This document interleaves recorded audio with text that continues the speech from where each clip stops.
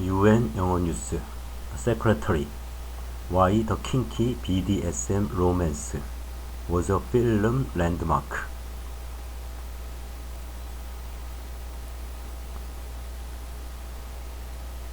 Now 20 years old, this cult classic about a transgressive relationship between a secretary and her boss remains an outlier in US cinema, writes Sophie Monks Kaufman. Sexual candor is not a tradition of English language filmmaking. Europe, especially France, has given us frank delicacies like Henry George's Crozat's Woman in Chains, 1968, an infinitely more erotic spiritual predecessor to 50 Shades of Grey, in which a married woman enters an S&M relationship with a mysterious art gallerist. And Catherine Breillat's Romance, 1999, which depicts a young teacher reacting to her sexually avoidant partner with a series of increasingly risky encounters with other men.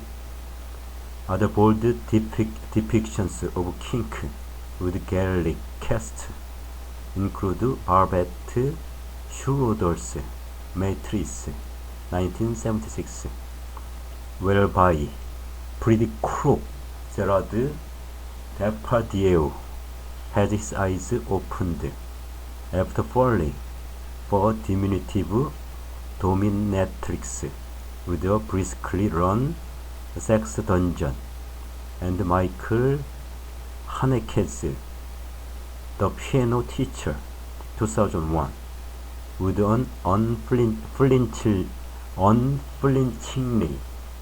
masochistic lead performance by the Grand Dame of French cinema, Isabelle Huppert. By contrast, US cinema has seesawed between the euphemistic visual language of insinuation, a hangover from the Hays Code of 1934 to 68, which prohibited profanity, suggestive nudity, graphic or realistic violence, sexual persuasions, and depictions of rape, and a giggling, adolescent approach to any mention of sex. Looking back, it's hard to find many unabashed portrayals of sexual people whose stories are powered by adult curiosity and an understanding that such details deepen rather than derail a full-throttled character study.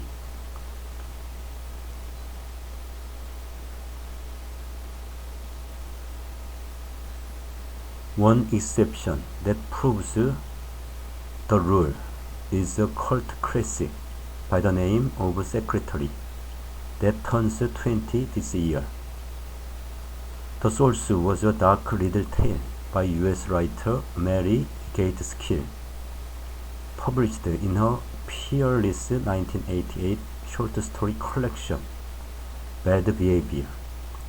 The protagonist of her secretary, Debbie, is numbly devastated by an employer who begins to mix up her admin duties with a side of unsolicited sexual humiliation, by which Debbie is simultaneously traumatized and aroused.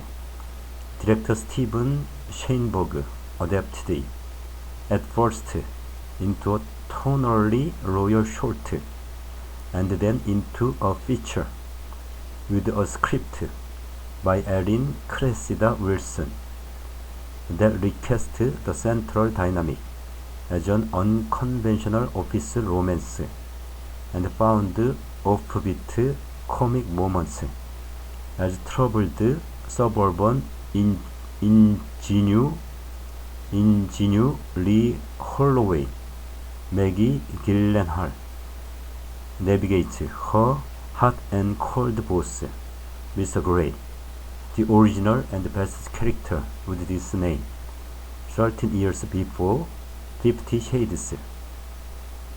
Secretary premiered at Sundance 2002, launching the career of Gyllenhaal in a breakout performance as Holloway, who we first meet waiting for her parents to pick her up post-discharge from a psychiatric institution.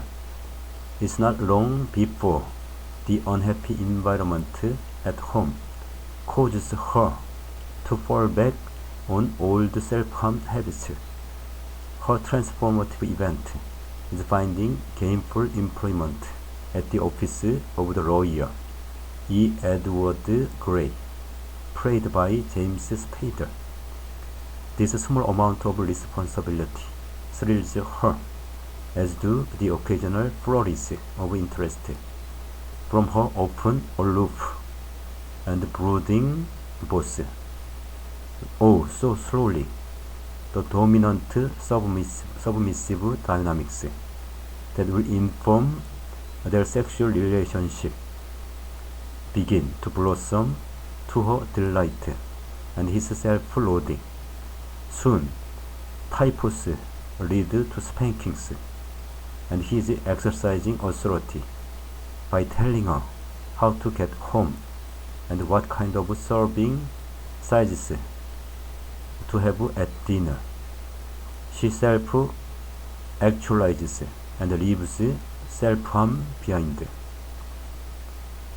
Gyllenhaal is magnetic and convincing as a shy and awkward person who eventually finds a confident voice through the expression of latent desires.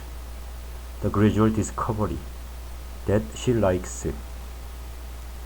what she likes is played as emotional liberation, and it is genuinely moving to witness her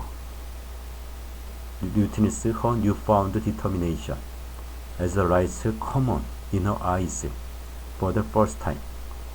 Every single Hollywood actress of the appropriate age passed on the role, and that was the only reason that we could cast Maggie Gyllenhaal. Schoenberg tells vivid culture from his home in Brooklyn, NYC. Established actresses were squeamish about taking on a role that involved being spanked over a desk and crawling on the floor on hands and knees, carrot in mouth. But having an unknown in the part ended up working to the film's advantage. As Schoenberg says, part of the audience's response is that you just don't have any association. They are the girl. By contrast, the role of Mr. Grey went to everyone's favorite sexy weirdo. By 2002, Spader had already played Graham, a man who likes to videotape women talking about sex in Steven Soderbergh's Sex, Lies, and Videotape, 1989, and James, a man who is turned on by car crashes in David Cronenberg's Crashing, 1995. His preppy, delicate looks, coupled with a willingness to calmly navigate kink, made him a very specific type of sex symbol. Women were drawn to him, and maybe they still are, in a cataclysmic way, says Schoenberg. Gyllenhaal told the Independent newspaper in 2003 how he emulated Gray's ambivalence, sometimes doting on her, offering her chocolates and telling her she was his chosen ally, at other times ignoring her and lavishing attention on the makeup artist instead. It was reenacting what was going on in the film. I don't think it was conscious for me, but it was for him.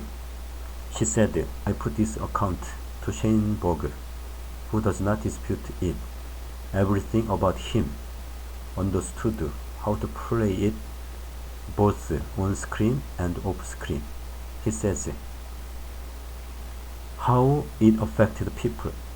Secretary has, over the years, divided the kink community, an incredibly diverse counterculture united only by an interest in unconventional sources of erotic pleasure.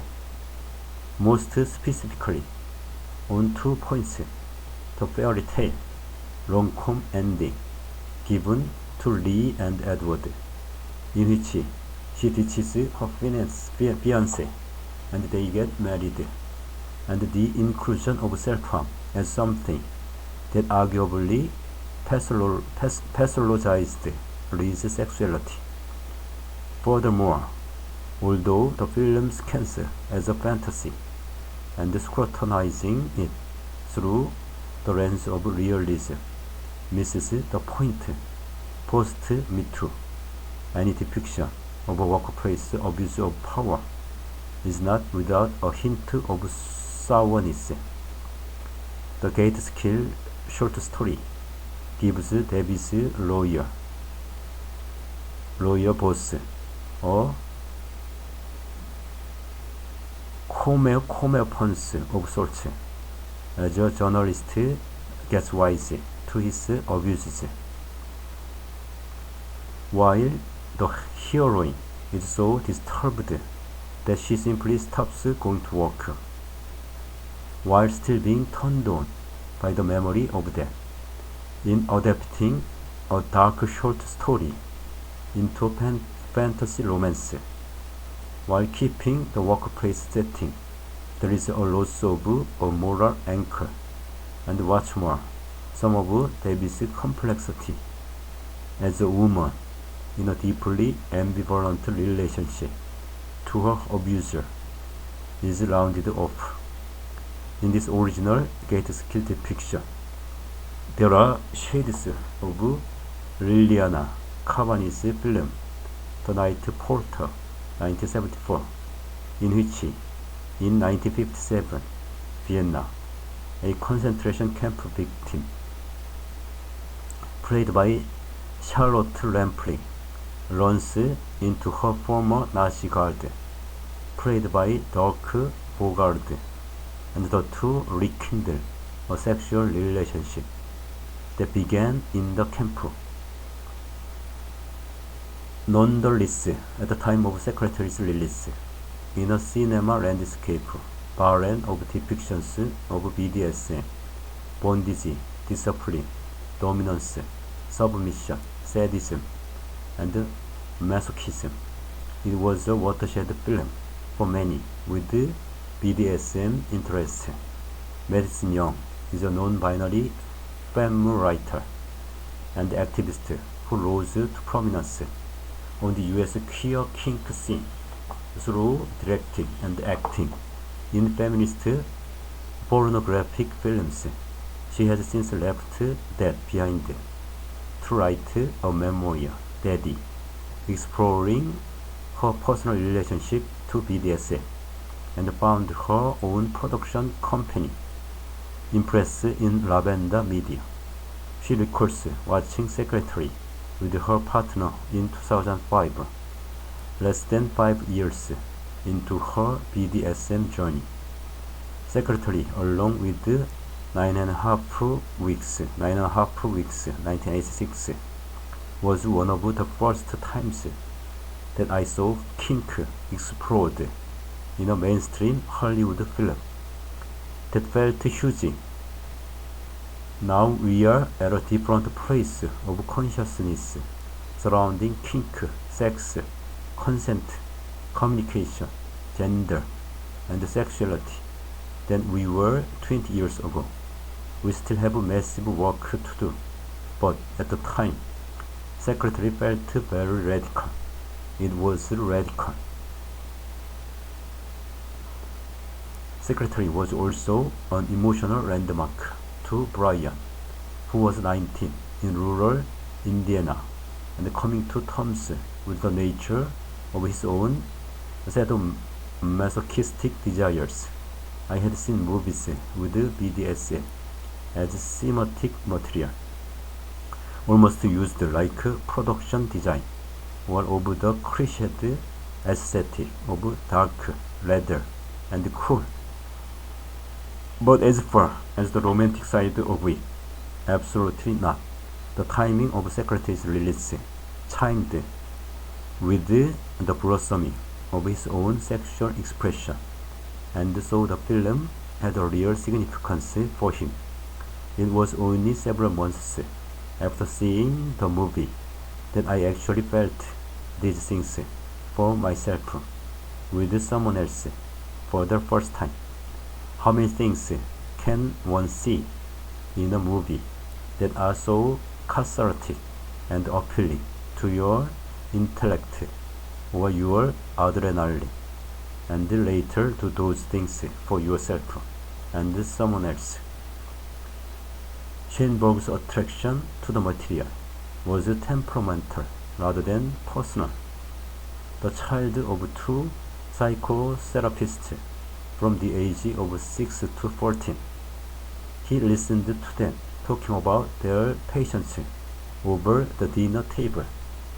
I was raised to look at the problems or the strange and odd behavior of people as totally interesting and worthy of consideration and care, he says. I wasn't obsessed with movies about sex. I was interested in characters doing things and living in a way that most people might reject or might not see the humanity or the beauty. A formative film for his teenage self was Martin Scorsese's Taxi Driver, 1976, because of the complexity afforded to its anti-heroic lead character. American filmmaking is obsessed with heroics. Most male actors are obsessed with being heroic in one way or another. They want to be muscled, or they want to be Don Juan. When I was younger, the most interesting character I'd ever seen put on screen was Travis Bickle. He was a homicidal lunatic, but he was also incredibly touching and needy. As far as more direct inspirations for Secretary went, Jane Campion's Sweetie, 1989, and Mike Ray's Life is Sweet, 1990, were instrumental in helping him through a block as he wrestled with how to adapt his original short into a feature. He felt that the source's dark tone would grow monotonous when elongated. Seeing by chance two films that dealt with psychological complexity with respect, but also had playfulness and comedy, enabled him to progress with the adaptation.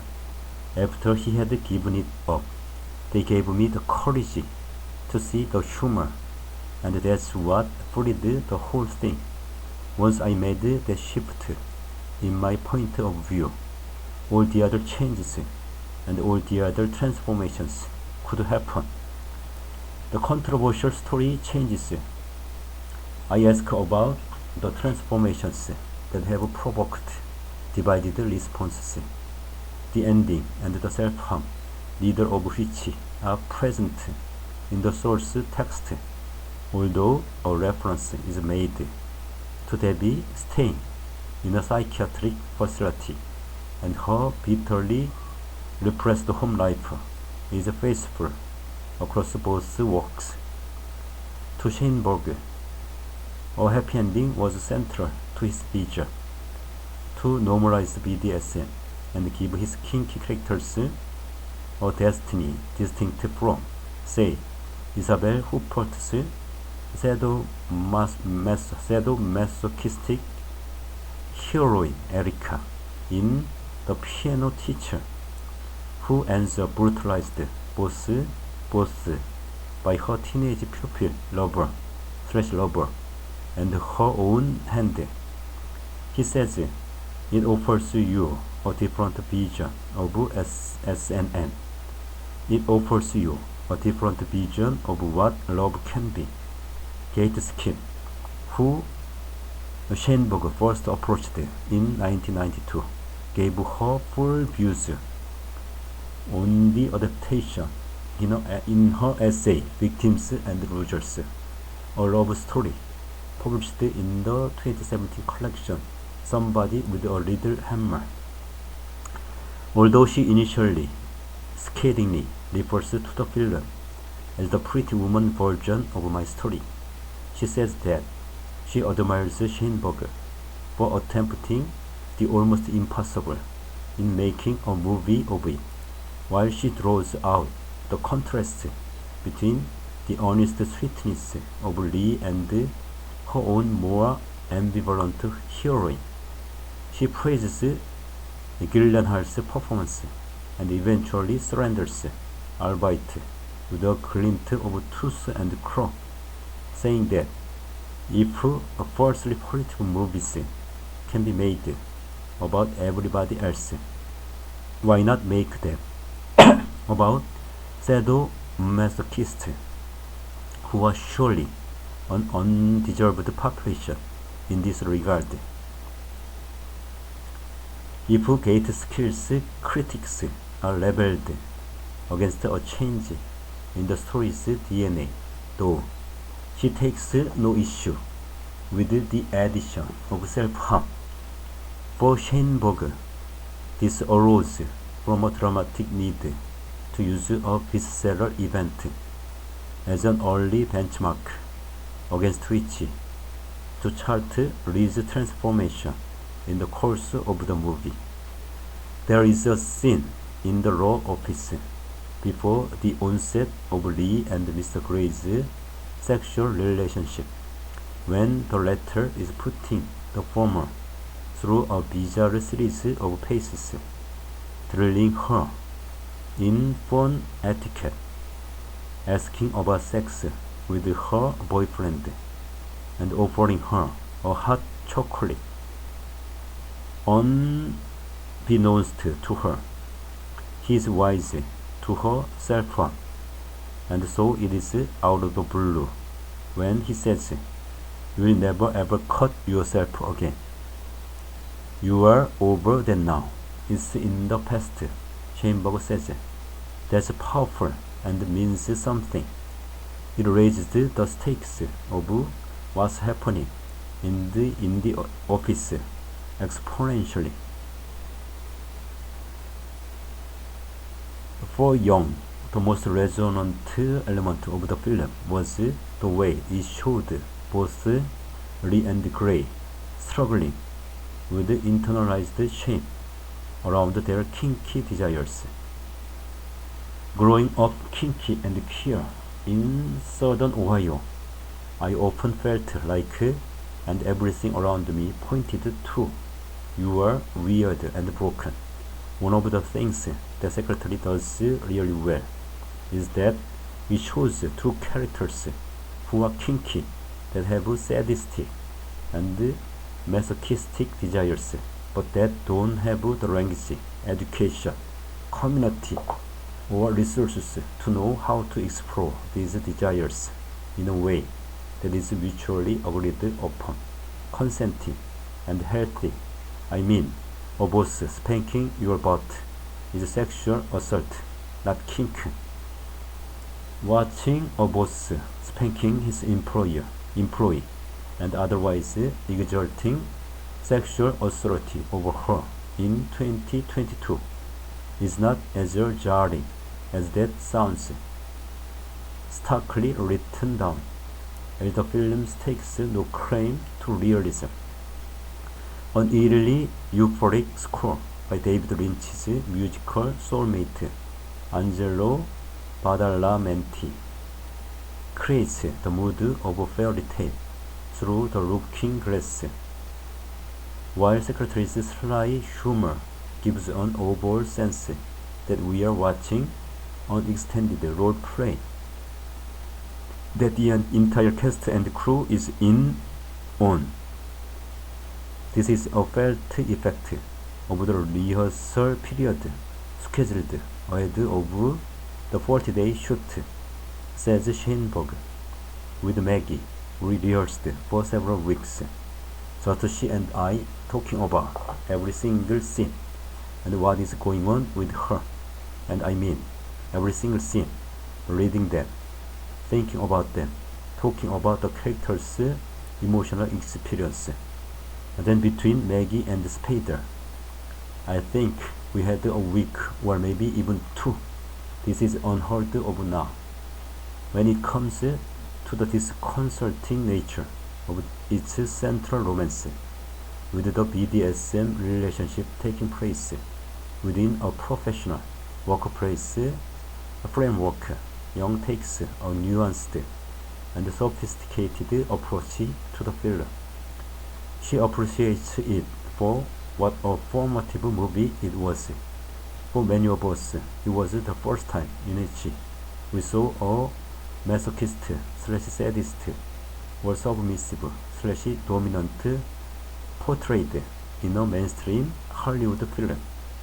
While understanding it as problematic, I do not in any way think it is the model of a healthy sexual relationship or a good example of how to go about a kink scene or how to initiate a kink relationship. The crucial absence is a proper language of consent established between the two of them. Kink and BDSM rely on this, that communication from all participating individuals of expectations, desires, safe words, what and how you would like to explore different aspects of BDSM, etc. Create the container for BDSM relationship, a kink scene, a safe container for surrender. This container was never created within Secretary. Instead, we witness two kinky folks fumbling toward connection, leaning into moments of eroticism that are never really communicated about. BDSM representation since then, over the 18 years that have passed since she first saw Secretary, Young does not think there has been much progress in the representation of BDSM in mainstream film and TV. A disillusionment that helped fuel the creation of her own feature film and television production company, Impress in Lavender Media, has put out the show Submission Possible, a documentary investigating the kink scene in various U.S. cities, and is adapting her memoir, Daddy, into a feature that will be released in U.S. cinemas in late 2023. Impress in Lavender Media's MO is to enable queer, transgender, and sex worker artists to tell their own stories. I'm not dreadfully impressed by anything that I've seen surround kink in mainstream TV or film, says Young. There are so many misconceptions about kink and BDSM, and most of the folks that are controlling the narrative are writers, directors, and producers that are not a part of the BDSM community. The elephants in the room are E.L. James's best-selling erotic novel, 50 Shades of Grey, and the resulting film franchise that made stars out of Dakota Johnson for her game Ingenue, and Jamie Dornan for his tortured millionaire, whose desires are unconventional. Brian did not read the book or watch the film, and Young didn't like the book and couldn't stand to watch the movie, but both conceded that it opened up a new space for discussion, education, and even filmmaking. As Young says, it has paved the way for more in-depth conversations and representation of our community. Another mainstream depiction of an S&M relationship that has been criticized is Sally Rooney's novel Normal People and its hit TV adaptation, in which heroine Marianne's depressive slump is telegraphed by her willingness to enter into a bondage-infused sexual relationship with an abusive photographer. This is a throwback to what Brian refers to as the most harmful stigma, i.e. that an interest in kinky is some sort of signifier for more sociopathic behaviors, the way that these sexual interests are used as a shortened explanation for violence and self-harm has parallels with the way the mental illness has historically been portrayed. More happily, he refers me to two positive recent portrayals of kinks and BDSM that he believes are more accurate and interesting. Peter Strickland's 2014 film, The Duke of Burgundy, and the perfectly formed 2020 US short film, Marcy Learns Something New. Schoenberg would like to be contributing to this small canon with a new work. Despite his proven form in secretary, he has been struggling for the last 10 years to make a passion project that deals once again in the transformative power of an awakened libido.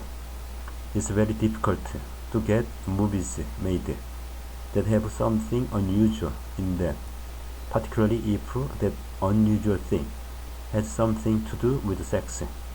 People read this new movie, and invariably their response is, "It's gross what these people are doing. I don't want to see this." He gives me the elevator pitch for The Big Show, a project that at various points has had Kristen Stewart, Joaquin Phoenix, and Juliette Binoche attached, and features shoes co-designed with Alexander McQueen designer Georgina Goodman.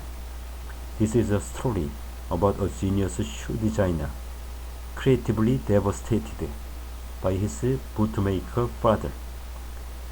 A psychiatrist comes to live in his house and brings a girl with a beautiful foot.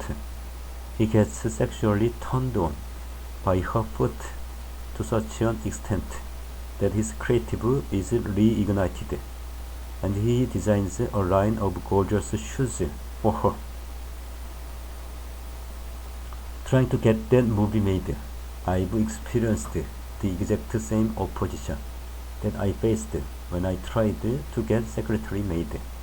In this case, this is a sleazy movie about a foot fetishist. I always say no, it's a beautiful movie about the rejuvenation of an artist's spirit.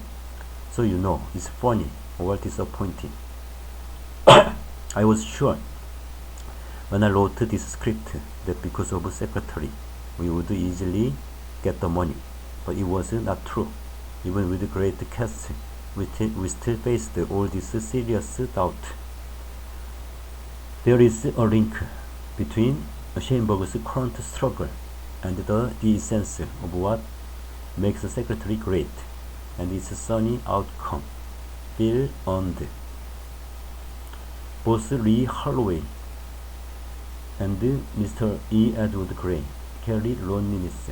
They are convincingly crafted as characters who are not familiar with the loving recognition that mainstream romantic leads take for granted, because what they yearn for is a specific type of connection that by the same token renders them outsiders.